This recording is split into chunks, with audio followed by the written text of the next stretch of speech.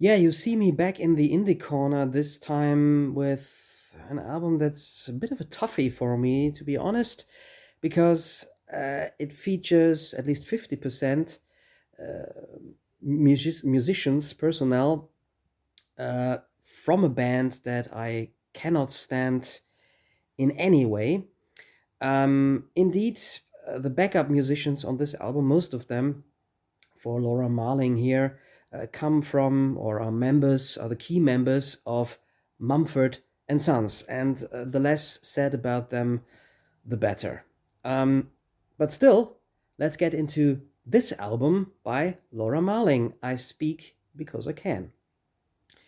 So if you like Mumford and Sons, I pity you, but still you might find something interesting also on this album in this album review. If you, on the other hand, are maybe a fan of uh, British singer-songwriter folk a la Bert Jansch or Nick Drake, or maybe also a fan of Joni Mitchell or Leonard Cohen, then you definitely should stay tuned here and be interested. Even if your first pressing question may be, who is Laura Marling and why should I listen to her? Here's a bit of quick biographical information. Laura Marling is the third and youngest daughter of the fifth Baronet of Marling, who ran a recording studio. At an early age, Laura took to music and learned to play the guitar. She was only 16 when she went with her sisters to London to become a musician. She soon became part of the British new folk scene that drew from a traditional folk and country sound with acoustic instruments.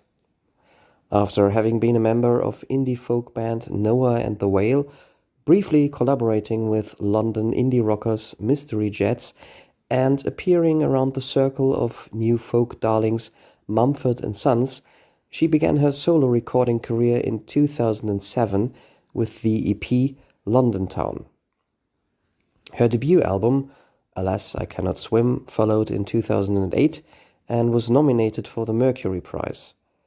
It was produced by the head of Noah and the Whale, Charlie Fink, and presented sparse, classic acoustic singer-songwriter folk in the vein of the early 70s. The follow-up album was released in 2010.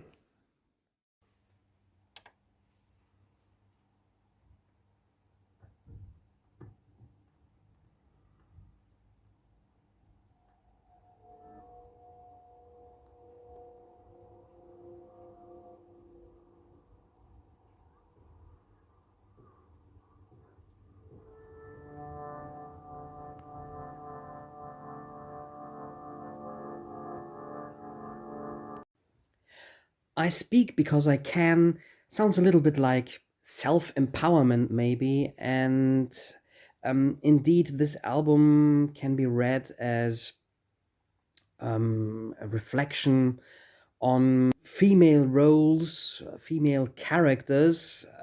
Sometimes Marling also draws from literary sources here. And we begin this album with the track Devil's Spoke. You immediately hear that this comes from a time when that so called new folk movement was still in full bloom in Great Britain. You get it all, the banjos, the stomping rhythm, and an overall rusty sounding fake country feel. Yeah, this pretty much sounds like a female version of Mumford and Sons.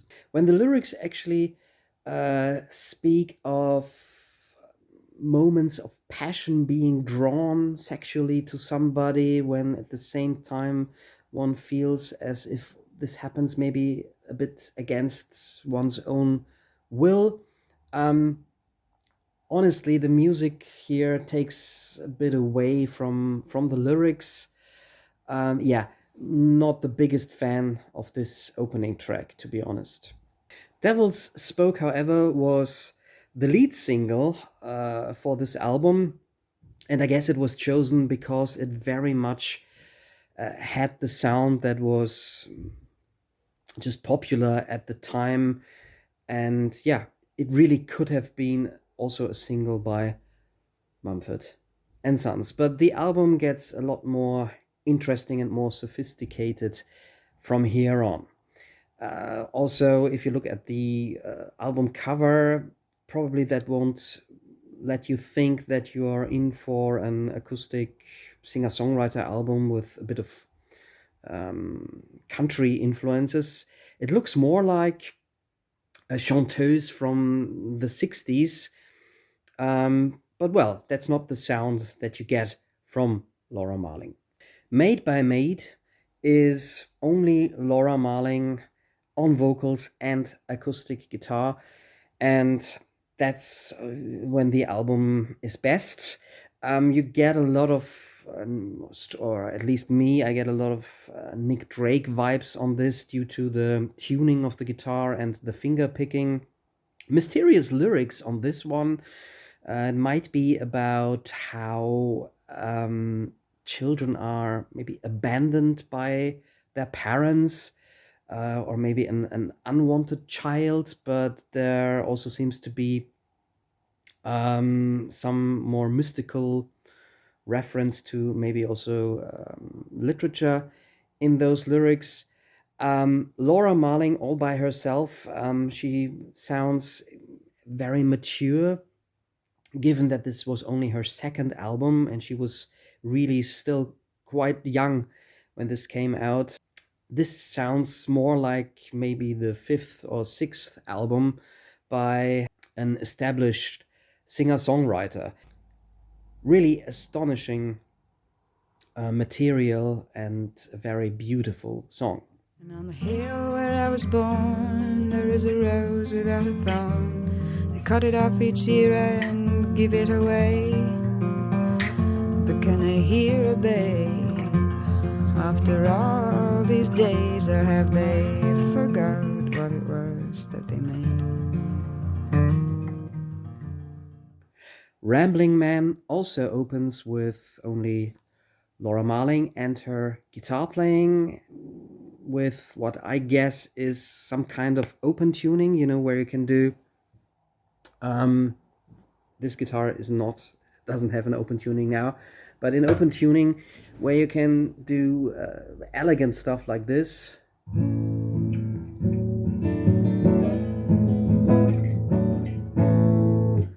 Only played a lot better on the album. But then also the backing band comes in again, quite surprisingly actually, and this track has a bit of an energy to it. Also, Laura Marling sings harmony vocals with herself, gives me goosebumps. It sounds absolutely gorgeous. The song might be, and that's just my interpretation, there's really a lot you can read into those lyrics on the album here. Might be a little bit about, being fascinated by a musician, or maybe by music itself. The Rambling Man often is a symbol for, the traveling troubadour, the traveling folk musician. Maybe it's about something completely else, but it's an absolutely wonderful song. Some of Marling's phrasings, how she goes up with her voice for certain words or vowels, and how she phrases sentences while singing, certainly come from listening to a lot of Joni Mitchell records. Rambling Man, definitely one of my favorites on this album. Oh, give me to a rambling man, and let it always be known that I was who I am. Oh, give me to a rambling man. Blackberry Stone makes use of a sad cello. It's overall a very melancholic song, quite pensive. A song about loss and regret. Fans have detected references to lyrics of a song by Noah and the Whale, and thus there also might be allusions to Marling's failed relationship with Noah and the Whale singer Charlie Fink. The song Alpha Shallows has a feeling of desperation going on. Uh, it's played in all minor chords and seems to look at the shallowness of the world around us, the rich who are just consuming. Marling sings from the point of view of a female character whose male partner seems to, be in desperation due to the state of the world, or maybe also who's not in sync with himself, maybe, but clings on to this relationship. So they two lost characters who only have got the two of them. But the song then ends with major chords all of a sudden, as Marling repeatedly sings, "We are basic light." Very interesting, deep material on this song.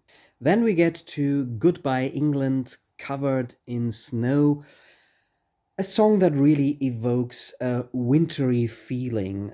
There are strings in the background. It has a 6/8 rhythm or meter, and the acoustic guitar sounds like snowflakes gently falling. And the lyrics are again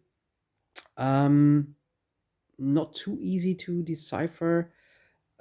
On the one hand, it's a very romantic feeling that is conveyed, but then again, it also seems to be about something from the past, something that did not last. Also, Goodbye England sounds like, starting something new, leaving, and, being off to new shores.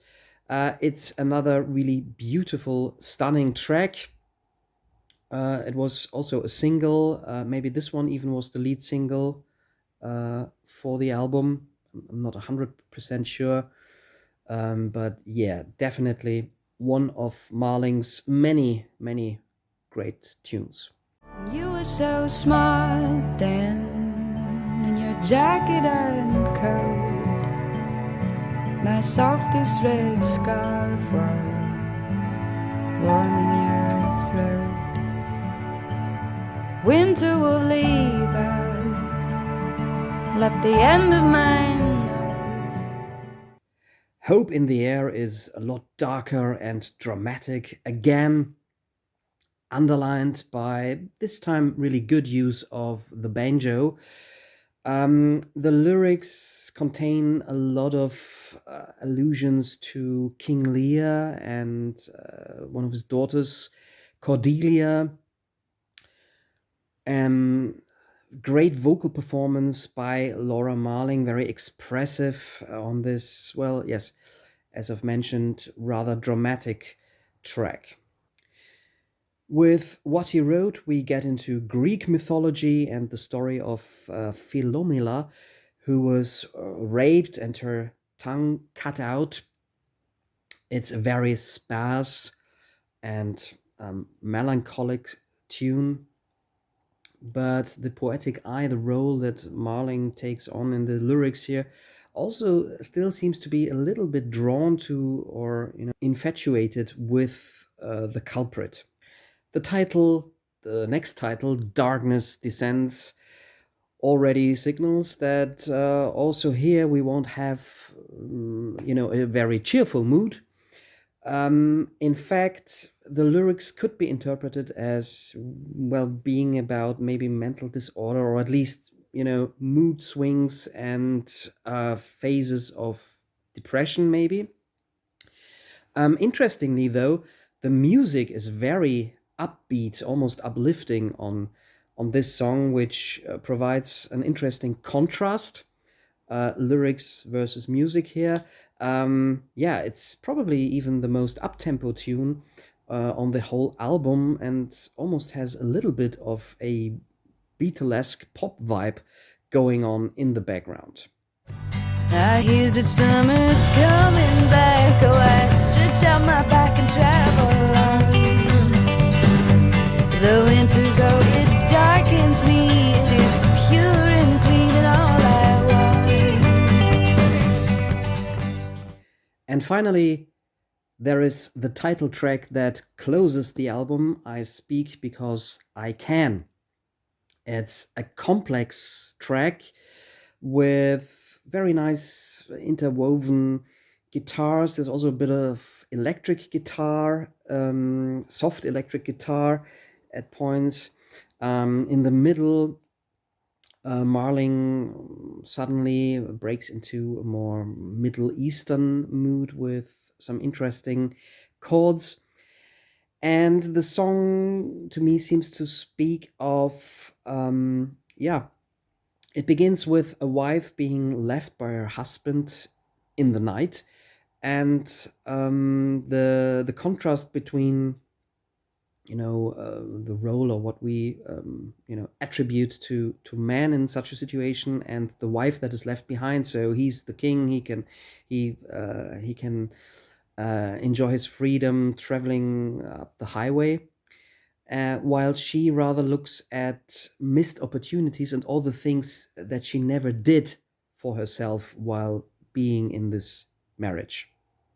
It's a fantastic closing track, and even though at least 50% of Mumford & Sons are playing on this album and also on this track, I think material like this shows that Laura Marling very soon really outgrew that so-called new folk scene, and certainly the circle around Mumford and Sons. This is outstanding songwriting, a fantastic, intriguing, modern singer-songwriter album.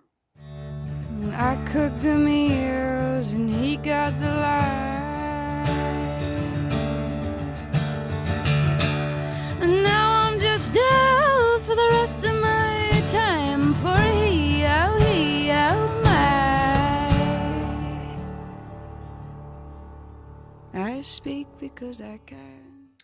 Marling is a very prolific artist. She has, in the meantime, released quite a number of albums. I was surprised myself, because there are a number of albums that somehow slipped under my radar. I wasn't aware of some of those albums being released. She's worked with more of an electric full band sound. She has at least done one or two albums where she incorporated a little bit more electronic elements to her kind of acoustic songwriting. Her latest album returns to a very basic acoustic guitar and piano sound. If you like this kind of folky singer-songwriter, then I feel confident enough to say that she is one of the best contemporary singer-songwriters. By the way, I don't stand entirely alone with this opinion. Marling won Best Female Solo Artist award at the Brit Awards in the wake of this album's release. I hope you enjoyed this review. All I can do, or all that is left for me, is to really start practicing my guitar playing. Albums like this always frustrate me a little bit, because they just make it clear how bad I am at playing this instrument. Well, none of your concern. Stay tuned for more Murdock Music Minutes.